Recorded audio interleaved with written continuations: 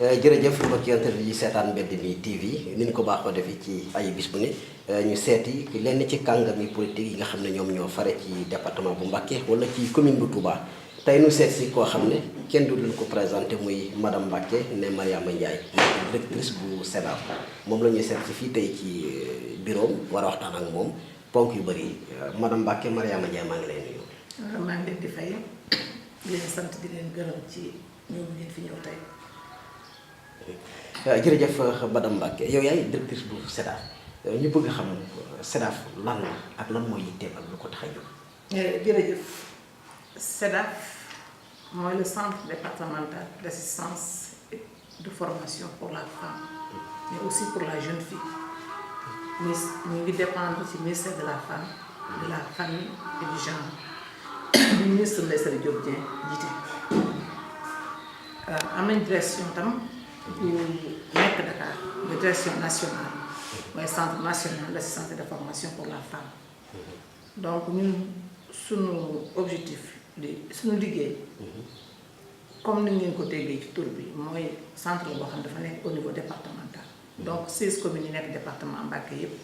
ci centre ba ñu bokk ñoo ko bokk muy centre boo xam ni ñi ngi ko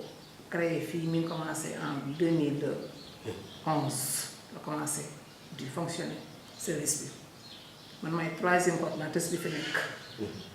maa ngi jël fonction le 19 mai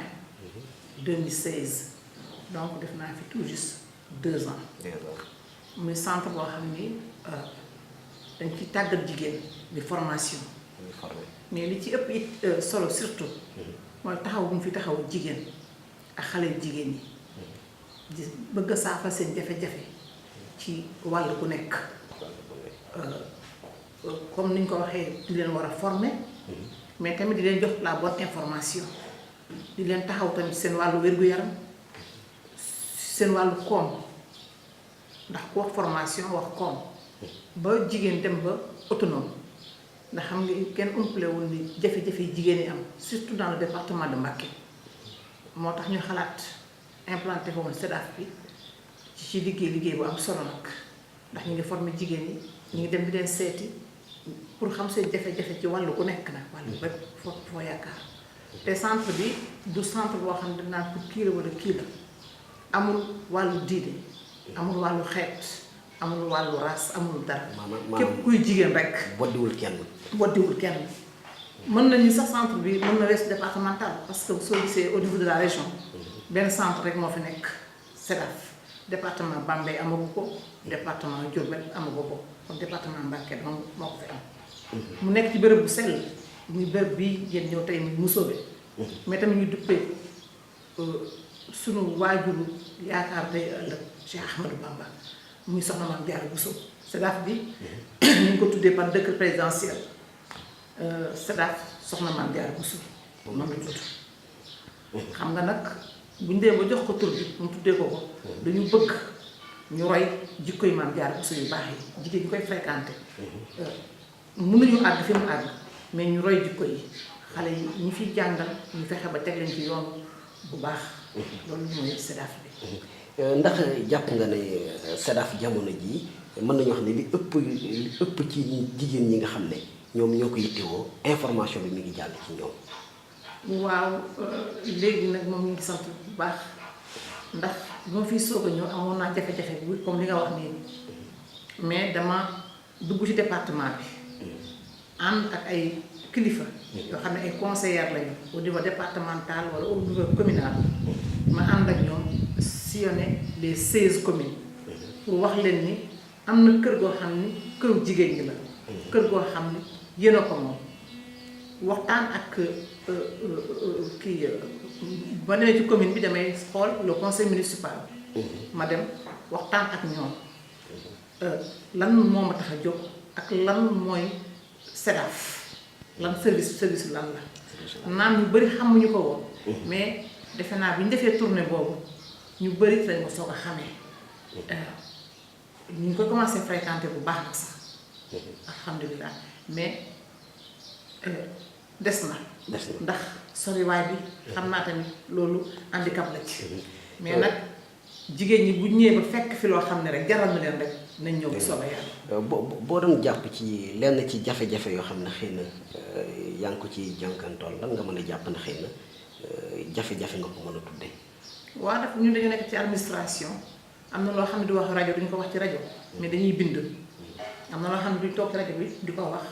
mais comme ñun préfet moo fi nekkal état nekkal fi bu ñu nee moo fi nekkal état comme moo fi nekkal suñu ministre mooy fi suñu kilifa dañu dem ba ci moom rapport yi dinañ ko teg fi ñu ko war a teg jafe-jafe yi mais jafe-jafe yi daal lii mën a wax ci rajo mooy dañu bëgg rek toujours jigéen ñi xam ne kër gi seen kër la nañu ñëw di ko fréquenté di fi wut si ba fekk am fi koom ndax wax dëgg yàlla lu ñu mën a liggéey mi ngi fi. mu mel ne kon njëriñam mooy fexe ba tàggat jigéen ñi encadré leen ci bépp formation boo xam ne ñeel na jigéen. très bien SEDAF wax naa la ko mooy encadré jigéen ñi assister leen taxawu leen ba jafe-jafe bu ñu am ñu fexe ko saafara wala ñu orienté leen fa ñu koy saafara parce que fii am na service bi am na accueil am na hébergement am na orientation ñu orienté leen fi ñu war a kii yooyu ci volet yi SEDAF yi la bokk waaw ba pare fexe ba jigéen ñu bu fi dugg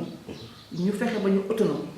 autonome mooy demal mën a demal sa bopp. mooy ku moom boppam. waaw mën a demal sa bopp ci wàllu développement waaw ba fexe ba am koom fexe ba jàngal la ni ngay nappee formation am nañu fi formé ñoo xam ni yu bëri jëndeetuñ ko par exemple jigéen ñi ku xëy di nga soxla saabu wala eau de javel mais bu ñu leen formé ba pare ñoom ñoo ko defal seen bopp di ci jariñu en même temps di si wut koom di ci jaay kon déjà loolu am na lu leen di saafaraal foofu loolu mooy objectif bi ci SEDAF mooy objectif yi mu mel ne ndax nekk na kuréel goo xam ne it dana yëngu ci lu mel ne di am ay financement di ko jox jigéen ñi dana ci xam nga boo tuddee encadrement rek ak taxawu jigéen loolu yëpp mu ngi ci biir même bu fi am dinañ leen teg ci yoon teg leen ci yoon encadré leen moom mooy li ma la wax rek taxawu leen ba loolu ñu mën cee jot ndax du lépp amu fii du da ngay ñëw rek ni financement ngi fi mais mën nañ la encadré fexe ba nga préparer say dossier ba fa nga ko war a déposer nga déposer ko ba mu tege ci yoon waaw mu mel ni Ndeye Saly Dieng ministère bi mu jiite moo ëmb SEDAF. waaw mooy ministre bi nga xam ni moom la fi président de la République wóolu dénk ko ministère de la femme ministère de la femme it SENAF mi direction nationale bi ci direction yi nga xam ne ci ministère de la femme ci lañu bokk léegi nag moom ci boppam moo am ay démembrement au niveau national am na fukk ak ñaar SEDAF au niveau national waaw fu mel ni ay Thiès fu mel ni ay Fatick fu mel ni ay Kébémer Ross Béthio yooyu yëpp Dakar yooyu yëpp am na mais nag 45 départements yi du yëpp amuñu ko parce que xam nga bu ne 12 SEDAF la au niveau national kon war nga xam ne am na département yoo xam ne kon amuñu ko waaw parce que xëy na war nañu ëpp ci lu toll ci xëy na plus de 91 départements. xam nga SEDAF du lu ndaw. du lu ndaw ndax soo leen gisee bâtiment bi ak ni mu mel nga xam ne ñàkk nañ ci plus de 500 millions. ñàkk nañ ko ci SEDAF kon du lu ndaw. tey day création yoo xam ne du service yoo xam ne du yàggu fi du service boo xam ne ay avant indépendance la wala après indépendance la woon xam nga lu créé 2011 xam nga mu commencé fonctionner. xam nga loolu ndànk-ndànk rek nga mën a fexe ba implanté ko au niveau national. jërëjëf soxna madame Mbacké ne Mariama Ndiaye ñu bëgg a xam nag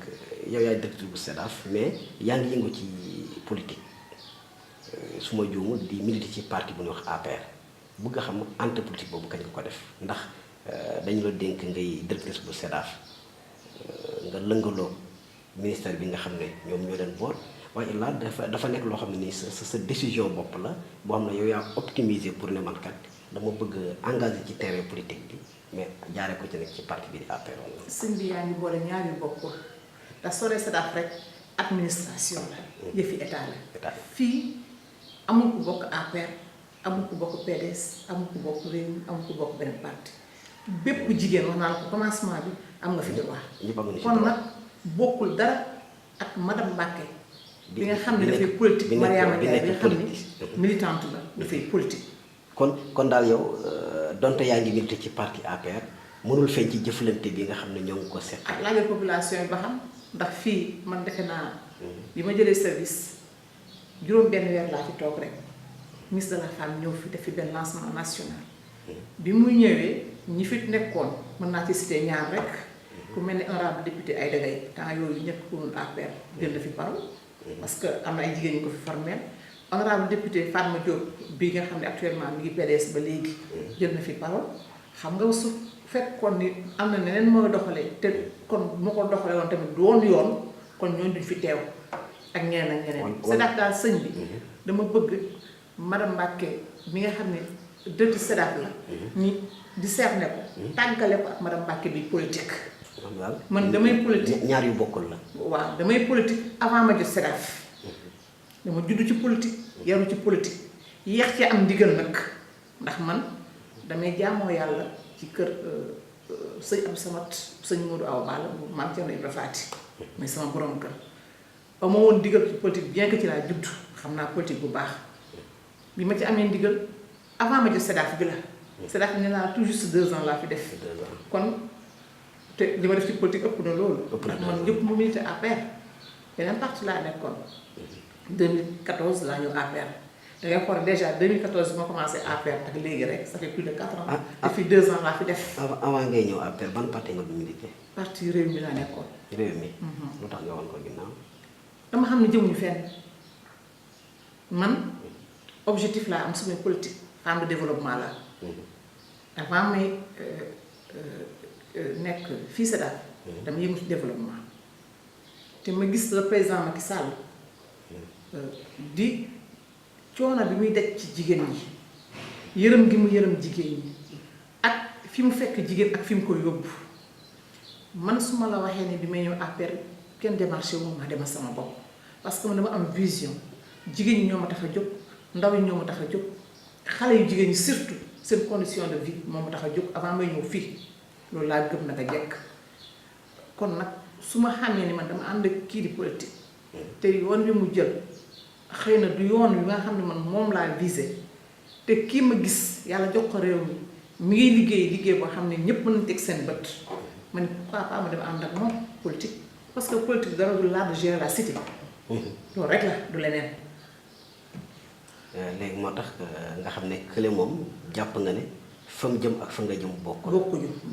nga xool koo xam ne jàpp nga ne yéen a bokk lu ngeen bëgg te yéen a bokk fu ngeen jëm. émergence rek nga ñëw ànd ak moom. émergence le président Macky Sall di woote. man émergence laa bokk. waaye développement koy def da nga bëgg a émerger. waaye bokkul daal ci comme yeneen responsable politique yi ni leen di def maanaam fekk leen ñu xam ne ñu ngi ànd ak kenn rek am na doole wala am na ñu topp ci ginnaawam du ma wax jënd sax mais ñu am lu mu ko jox pour xëcc ko teg ko ci seen wet. man nee naa la léegi madame Mbacké bokkul ci yooyu. déedéet man kenn mënu maa jënd kenn du ma jënd. nee naa la léegi nii man. bi may dem APR kenn yóbbu ma yóbbu sama bopp. yaa demal sa bopp. maa demal sama bopp. léegi nag li des élection bëreetul ñu gis jamono yee ginnaaw bi président Macky Sall waxee assemblée nationale benn projet de loi bu ñuy wax parrainage. ñu voté ko ba président promulgué ko mu nekk en cours jamono ñu gis géopolitique bi jaxasoo kenn ku ne di wax ne mën a Touba bëgg na ay responsable politique yu APR. mais mu bëgg yow nan nga taxawee ci parrainage boobu. xanaa taxaw ci bu baax a baax ndax parrainage bi dafay tax bu réglé lu bari ndax wax nga ko léegi ku nekk naan mën a yow la moo ko gën parrainage bi warta jur coow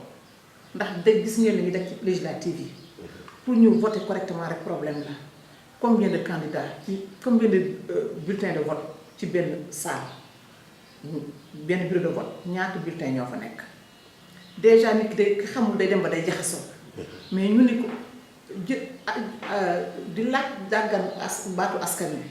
wi du lu kii lu banaal wóolu leen ma dénk ma réew mi demal nga seet ba xam waa réew ñoom wóolu nañ la ba pare nga parrainage ñu ci nangam du waxuñu fépp département yi mais nangami département fexe ba am ci temps de vote ñu seet ay primaire la ñu segg ba pare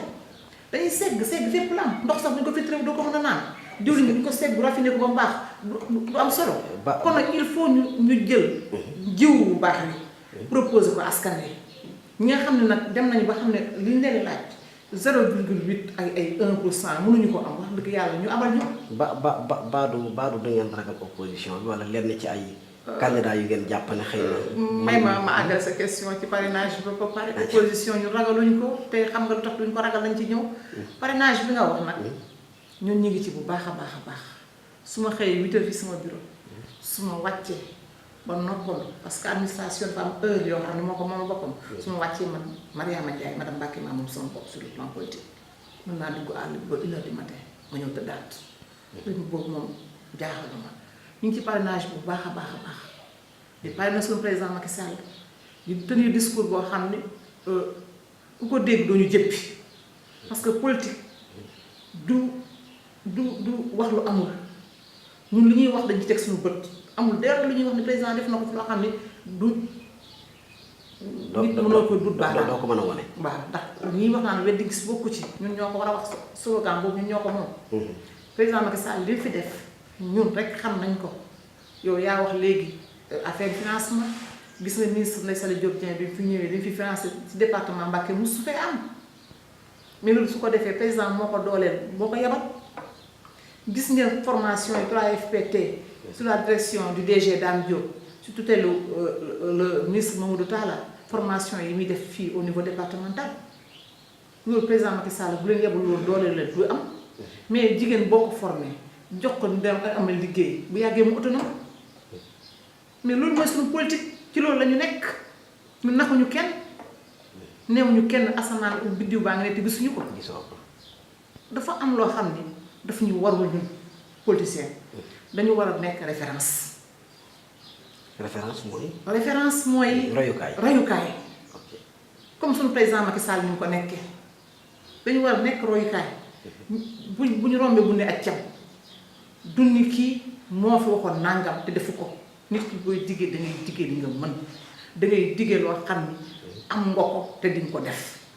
mais ñëw bëgg baatu askan bi naan defal nàngam yenn saa yi soo déggee nit ñuy wax sa da ngay tiit danga naan man est-ce que man fii ma nekk la nit ñi nekk est-ce que ñoo bokk fi ñuy dund mais ñun wax naa ko waxati ko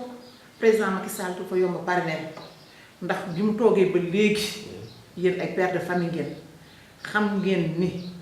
saako ceeb lam daan jar xam ngeen gaz bi lam daan jar xam ngeen diwlin bi lam daan jar boo leen yoree oto xam ngeen gasoil fa mu ko fekk ak fi ñu ko wàcce amul dara loo xam ni yokku na ba courant bi gis ngeen barki démb na mu ko wàcce ba ku ne gis seen bopp boobu mi ngi koy wàcce waat mais lu ñu bëgg yoon yi defar na macha allah. Ila Touba bi ci laay mujj parce que bu ñu waxee ñu numéro Ila Touba la ñu am mais Ila Touba bi 400 milliards yi mu ci def yi mu ci ëpp président Senghor toog na fi ba wàcc musu def 400 milliards Touba sunu maam Abdoulaye Wade toog na fi ba wàcc musu def 400 milliards Touba le président Abdou Diouf def na ko musu koy def 400 milliards Ila Touba bi képp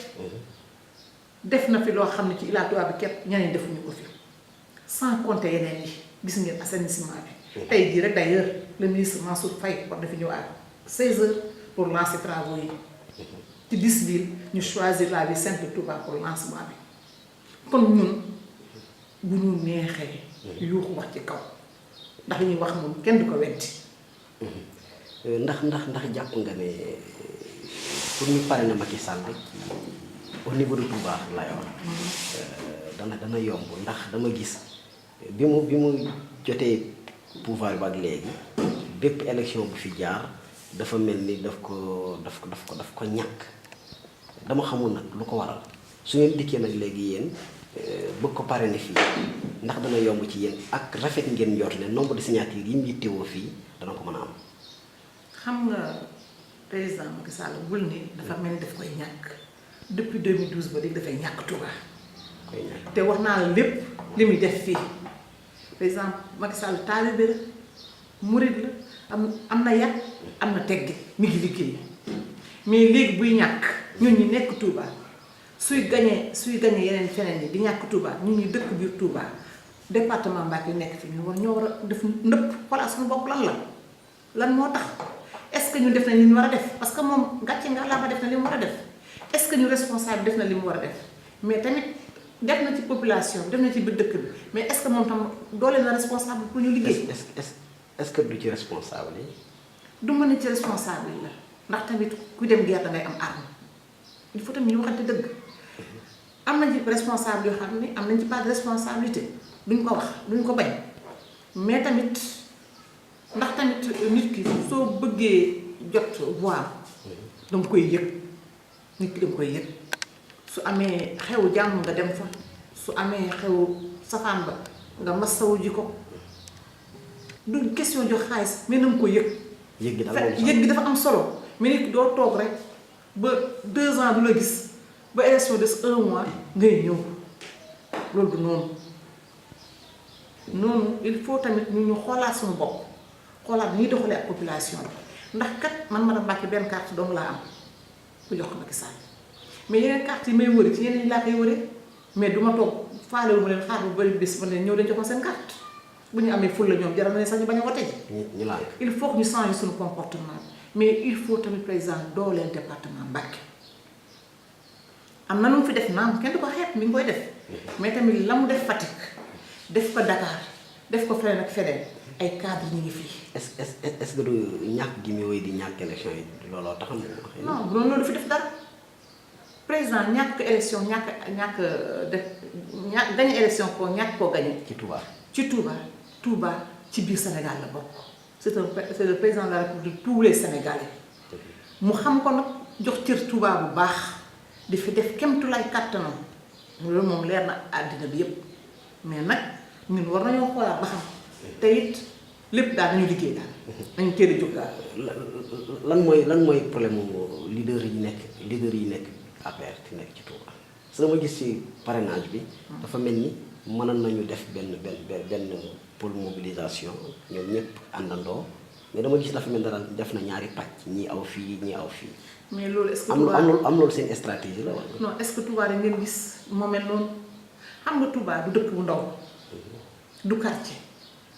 Touba bu ñu demee naan mooy 2e ville du Sénégal xam nga dëkk bu mag la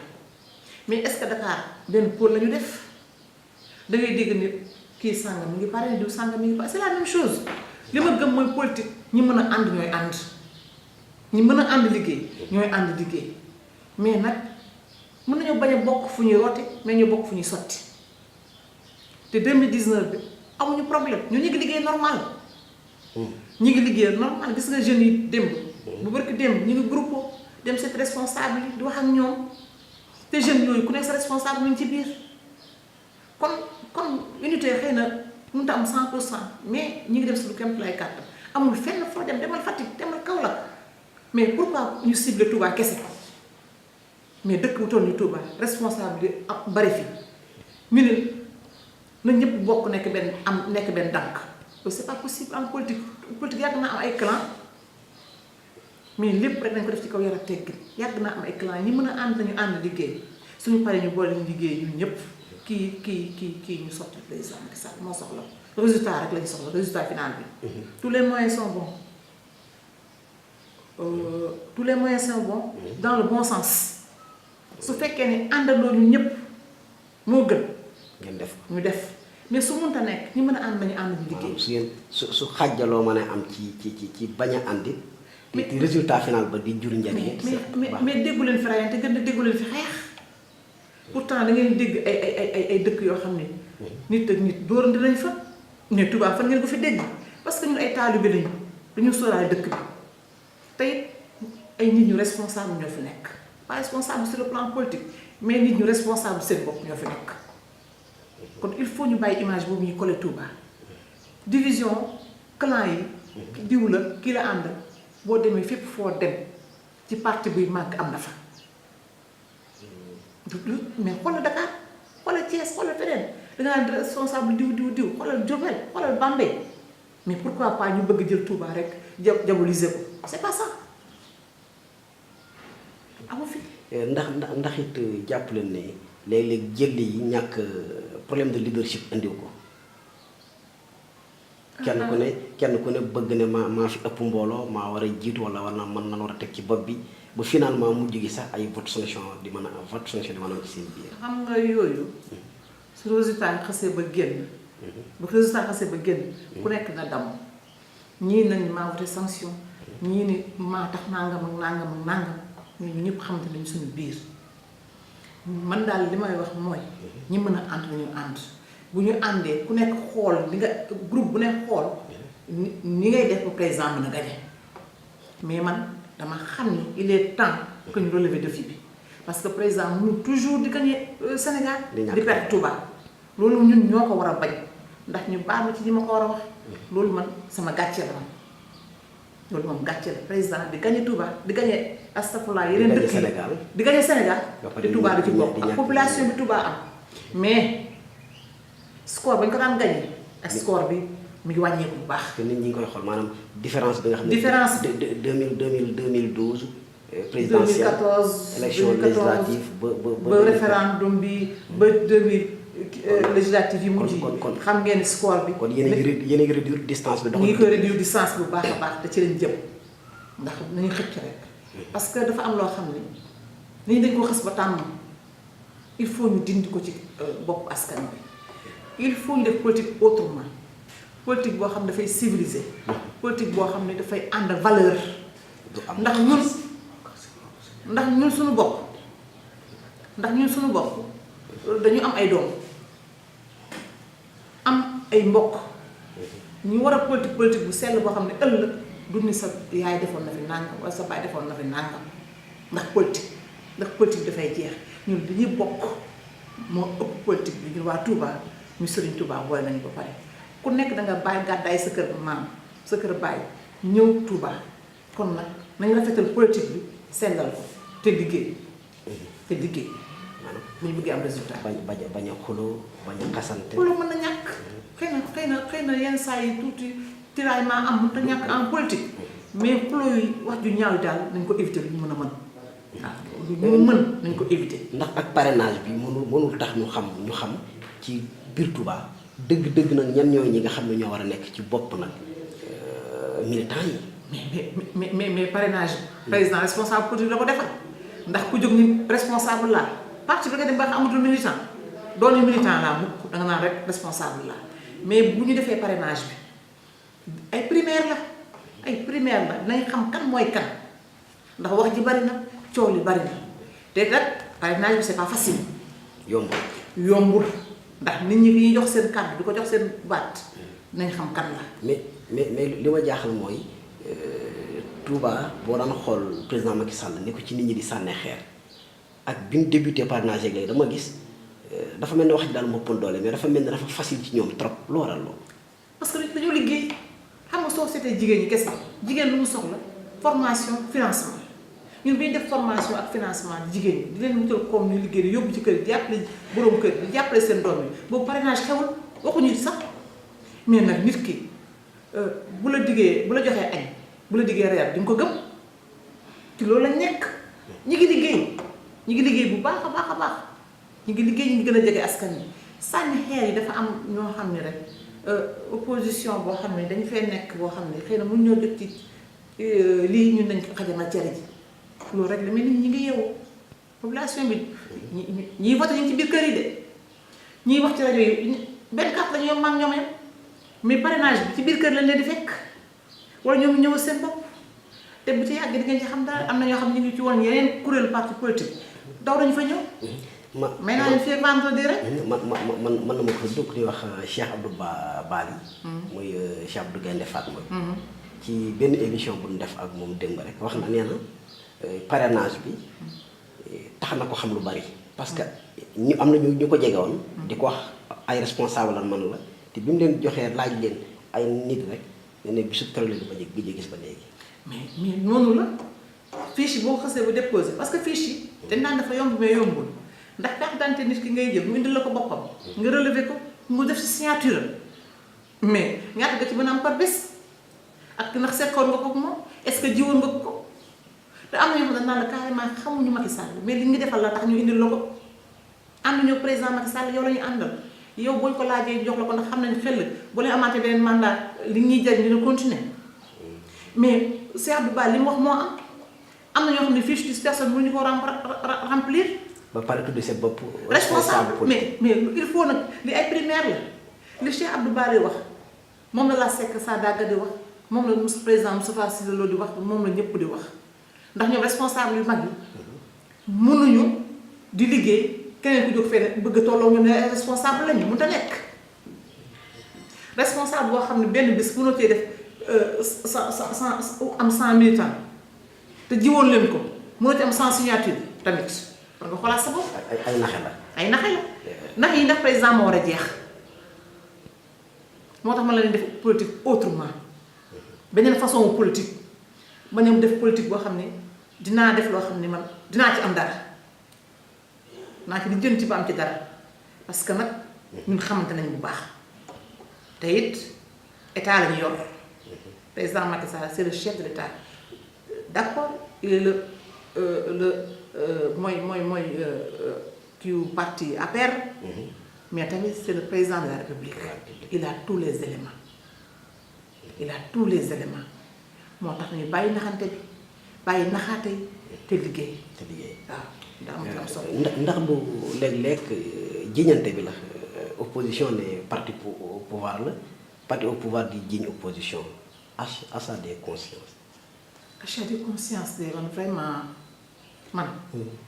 bi ma jógee Màkka defe naa 2 jours lañu woon di wax affaire parrainage gisuma fa dërëm fa génn bi ñu jox suñu fiche gisuma fa dërëm fa génn benn dërëm jógewul ci parti bi ñëw fii ci ak yi man madame Mbacké Mariama Ndiaye amul kenn ku ma parrainé ba jox la fiche xaalis amul aw ma ko duma ko def duma ko sàcc te it du yoon nit ki doon ko parrainé par force wala nga jënd ko amul nag xëy na tamit nit ki kuy sëlëm soobu judd du set xëy na opposition bi loolu mooy seen arme ñuy wax mais nañu wax ñaata xaalis fi dugg ak xaalis bi loxo kan lañ ko teg xanaa dañu leen ko jox ñoom opposition bàyyi responsable yi ñu responsable yi gisuñu xaalis man de gisuma xaalis te ñi may liggéeyandoo tamit gisuñu xaalis maanaam ñun daal du ngeen jënd benn doomu aadama ki ci volonté am lay ñëw man de madame Mbacké Mariama Ndiaye xëy na sax loolu moo tax man li ma joxoon pare naa ko maa ngi wutaal yeneen di ci dool bi fi ma yem laa yem dama koy liggéey bu sell li la joxoon bokkule nga ko ba pare 500 fiches lañ ma joxoon defar naa ko ba pare 500 fiches astafirullah 500 signatures 500 mooy 50 fiches mooy 50 fiches defar naa ko ba jëlaat naa maa ngi ciy liggéey mais nag lépp dama koy sellal lu tax liggéey bu rafet ndax tamit parrainage bi c'est vérifiable dañ koy vérifier te bëgg naa ëllëg ku ma jàkkaar loolu sama fiche yi du ma rus du ma sëkk maanaam te bëgguma jël tamit ñu ne ah madame Mbacké sama fiche bi dama ci gis turam sama fiche kañ jël sama carte d'identité bind ko ci lu ascor da koy daw maanaam yow li nga jëflante daa fi nekk ñoo xam ne nii seen conscience lañuy doxee gis nga soo ñëwoon sama kër nee naa la xëy na fii ak wàllu di ngeen ci xam dara dafa am na ay xale yoo xam ne feneen lañ nekkoon ñoom ñoo ñëw 2 ans ma dëkk ak ñoom nekk ak ñoom ci koñ bi li ma am kus néew aw ma mais dinaa la jëndi feneen buñ ma waxee seen soxla ma jàppale leen ñoom ñoo waaxu seen bopp ñoom ku nekk génn sa carte jox bind signé sama saal bind signé ñeneen ñi tamit di ñëw ndànk-ndànk bi ma demee ba am moitié bi ci laa soog a sos sama daal wow ñi ma xam ñi ma daan jàppale ñoo xam ne jëflante naa ak ñoom ñeneen jëflante naa ak ñoom ñu dem samay mbokk samay xarit samay am di jàmm dem ànd ak ñoom dem ci seen sur place ñu bind énergie parrainage noonu la am ñoo xam ne ñëw sa kër parce que am nañu tour buy def si kër gi par le 10 bu nekk ñëw ci kër gi bindu te ni ma ko defee ñoo la ko responsable après yëpp defee loolu moom mën naa ko wax. nga xam ne lépp moom ci day tegu ci liggéey. parce que ñun biñ nee suba la màggal suñu Abdou Khadre xaw ma gannaaw suba la màggal suñu Abdou Khadre 26000 la ñu sasoon ñu ngi woon presque plus de 50. 26000 ci voix ci biir Touba signature biir Touba. mais ñun avant loolu ñun boucler nañu suñu kii ba pare xanaa ñun. dañuy defar rek parce que ñun tam parrainage bi. daf ñuy jariñ dara. dégg naa sax ñu ne xaw ma temps yi rek booy seet ci 2 semaines ñu ne man ngeen yéen a ngi ci 40000 xaw ma. mooy loolu rek mooy bi ñu commencé parrainage bi ak li ma la wax rek mooy période boobu rek xam nga ñun parrainage daf ñuy arrangé ñun. responsable politique yi fichier bi bu ñu ko xasee ba am man madame Mbacke fichier boobu ci laay liggéey fii ak élection yi sama fichier ci laay liggéey fii ak élection yi di wutaal lu ma ci dolli di wutaal dinaa fexe ba ñooñu ñoom ma ñëpp dama wotee 100% de mais am naa ci yaakaar bu baax naa ci liggéey ak ñoom fii élection yi parce que ak man defe naa fi mu nekk nii man ko ñu bëgg ko ñu bañ ko sama campagne commencé na. kon jàpp nga ne daal tendance bi mën nga ko mën ngeen ko renverser. bu baax xam nga ne naa la flèche bi ba doon flèche dafay yéeg di wàññeeku ko score bi ñu gañe woon day wàññeeku ndànk day wàcc. yaa ak Cheikh Abdou Bale xanaa da ngeen bokk fu ngeen ku leen formé ci wàllu politique. wóor na sëñ Tuubaa dégg nga sax li mu wax. parce que nii la ko définir démb. intellectuel la macha allah intellectuel la flèche bi noonu la dafay croissant lay doon flèche bu croissante lay doon muy yéeg résultat yi day yéeg xam nga ko defee mathématique dina am loo xam di nga ko comprendre. kon nga xam ne opposition ñoom xamuñu ne voix yi ñu doon rawee élection bu ñëw yéen a ngi koy wàññi. mais bu ñu yàqul woon élection yi kenn waxatu ko kon duñ taxaw fi di wax sax ñoom. ñu ñëw ci nu ko xeeti soxna madame Mbacke Mariama Ndiaye. des fois ay attaques politiques yu am ci sa kaw. duñ tudd kenn. mais gis nañ sax xëy na bu yàgguloo dara. lu mel ne xëy na ay financement yu fi jaar. ñu mel ne yoo xam ne su fekkee madame Ndiaye loxoom a nga ci dafa wote taxas jëm boor. sa position foofu lan la. xam nga attaques yooyu sax jógewu ci opposition bi. ci biir APR la jógee waaw du ci biir opposition ci biir APR la jógee. mais loolu kenn mënu koo bañ. sa kër sax boo ko yoroon mango di séddale jox say doom yi ndaw kii benn na ne yaay kii moom ëppale de loolu kenn mënu koo bañ c'est la vie. mais na nga fexe ba dañ lay wax bu ko fekk ci yow na sa conscience tranquille ci li ngay def man am na yoo xam ne dama ko tontu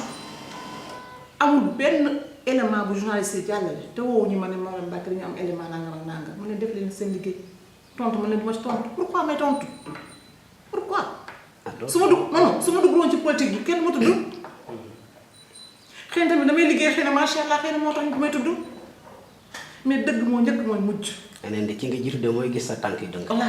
dëgg moo njëkk mooy mujj dafa am lu may faral di wax toujours dama koy wax bu waxkat yi wax lu ñu xam nga yow ngay def ñu mënul man damay liggéey dama yor administration di liggéey damay politique président Macky Sall dama bëgg mu am ndam ndax ndamam mooy sama ndam mooy sunu ndam te loolu laa nekk am na wax yoo xam ne Youssou Ndour doon wax xaw ma kan di ko wax ay waxi kasaw du ma ko tontu mais pourquoi ñu may ramener ñoom si fi ñu nekk dama ko def xëy na yenn saa yi jaxase administration bi ak politique bi mais man du ma ko jaxase mais man financement su ma mën a financer sama bopp man financement yi aw ma ci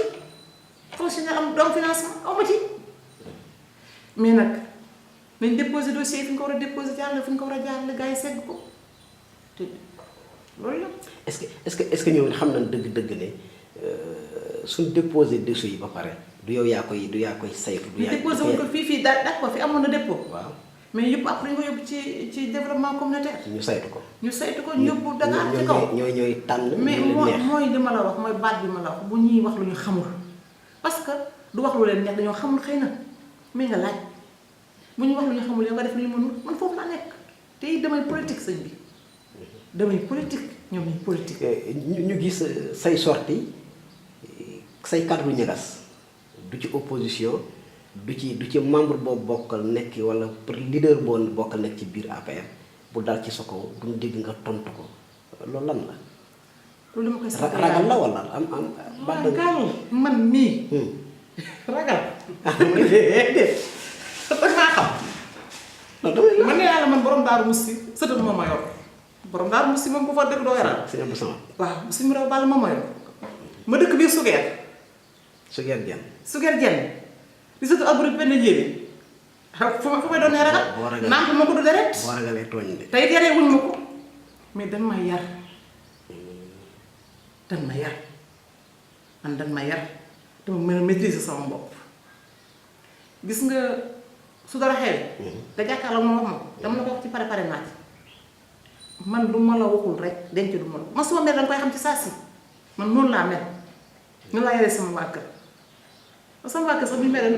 bu ma leen defee lu ñu mel dañuy réagir si saa si. mais loolu mooy àdduna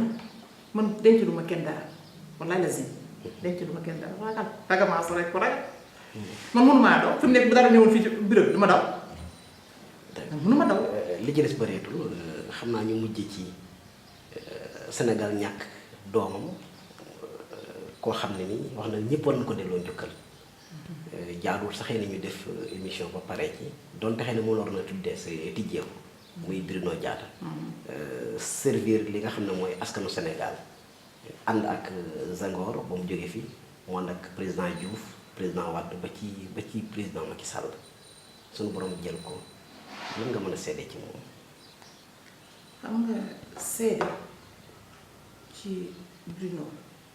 gannaaw bi ñu ko ñaanalee yàlla. weesuwul di ko ñëpp seedeel di ko ñëpp xamee parce que jaxasoo ma ak moom xëy na mës naa ko bi ma ko gisee xëy na ak léegi ça fait xëy na mooy 2 mois mais dama ko romb rek di ko bonjour du bon mais boobu xamuma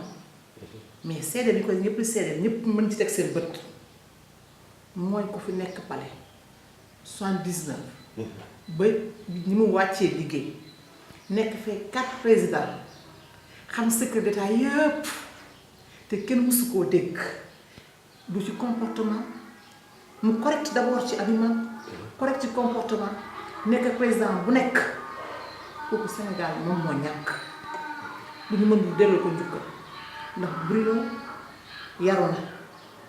correct na xam na am na xam-xam macha allah ku dal la boo koy suivre ni ci protocole bi. ni mu koy diligenté ak ni muy doxalee nga xam ne kii ku yara ngi nii kii ku jàng ba mu waree jàng ngi nii ku xam bi mu waree xamee ngi nii ki nga xam ne mi ngi exercer métier avec discrétion loolu moo ci am solo dafa war a nekk royukaay war a jàngat lañu war a am ci moom bu mag a mag a mag Sénégal moo ñàkk mais yaakaar naa ne préparé na ko am na ñu mu formé te dégg nga li président wax nee ba mu ne ko noppalu daf ni déedéet kon kooku la mu liggéey la ko doom kon Bruno exemple mu mel ne kenn ku ne war na ko mën a war na roy ci moom waaye est-ce que gisoo ne yenn politiciens yi nga xam ne ñu ngi ci di wili pandente sullente ay mbóot est-ce que jàppoo ne kon war na na xool jikkoom jooju nga xam ne ñeenti chef d'état yi fi jaar yépp kenn ku ne am na lu mu xam ci yow te mosul génne benn secret boo xam ne secret d'état la ndax kon jàpp na ñenn ci politiciens yi loolu war na leen ñoom. xam nga dangay wax lu bokkul kii homme d'état dañ ko formé mu génnee ENAM am na politiciens yooyu yoo xam ni sax yu ñu def li ngay wax parce que am na formation bu ñu def. waaw moo tax ma ne ñenn. waaw ñenn ñooñu nag xëy na bu ñuy réagir xëy na ñàkk a xam la mais du lu war wax naa ne léegi nag Bruno dañoo war a jàng ci moom am na te politiciens yi fi nekk mais. président Macky Sall dañoo war a jàng ci moom. du tontu. yaa ko mës a gis mu tontu yaa ko mës a gis mu wax baat bu yaruwul yaa ko mës a gis mu comporté wu wala nee mu war a comporté wu mais président Macky Sall ñun APR mooy suñu royukaay man de Madame Mbacké mooy sama royukaay. moo tax doo tontu. doo tontu da ngay jëf rek. damay jëf rek du ma tontu yaree wuñ ma ko mais nag. su ma waree wax naa wax te ragaloo su ma waree bind naa bind. doo tontu yaree ñu la ko te ragaloo. ragaluma. ok waxtu wi li ci des bëreetul xam naa ñu bàyyi nga def kàddu yu tàggatoo yi. xanaa di leen sant bu baax a baax di jébbul tamit ndax wax dafa doy waar mën ngay wax nit ñi duñu xam li ngay waxee mais man ku ma xam-xam ni man sama wax booy wax bu may wax sax danga xam ne man kii wax du ko ragaluma mais dinaa ko wodd dinaa wax yar samay wax ndax wax naa la lu tax mais li ma la wax yépp bu doon loolu bërëb bu sell bi ñu nekk Touba ak it liñ ma dénk ma nekk ci boppam war na tax ma am yenn comportement yi kon nag maa ngi jéggulu ñëpp di bal ñëpp àq di baal ñëpp àqit te di wax tamit nañu jublu ci liggéey bi nañu àgg continuer liggéey bi ba jox suñu président ndam ndax kat le président Macky Sall mérité na 2e mandat dès le 1er tour ndax liggéey na ko fi jëf na ko fi yaram may na ko compétence am may na ko bëgg Sénégal may na ko maa ngi leen di jégalu yéen ñëpp di leen gërëm di leen sant wasalaam. jërëjëf madame Mbacke ne Mariama Ndiaye mbokk yi internet di gis ngeen ko moom noonu daal fekk si woon fii ci place am doon ci waxtaan ak moom ci bureau am lépp lu aju ci wàllu politique waaye kër gi nga xam ne moom lañ ko dénkit nga xam ne moom la jiite ñu waxtaan ci lan mooy njëriñam ak nan la taxaw askan wi rawatina jigéen ñi nga xam ne ñoo nekk ci diggante Mbacke ak Touba tey moom lañ seet waxtaanee ponk yu bëri ñu ko jaajëf bu baax di ñaan mbokk yi jox leen déjee beneen émission jàkkaarloo fii ci Mbédmi TV wasalaamaaleykum wa rahmatullahi taala wa barakatu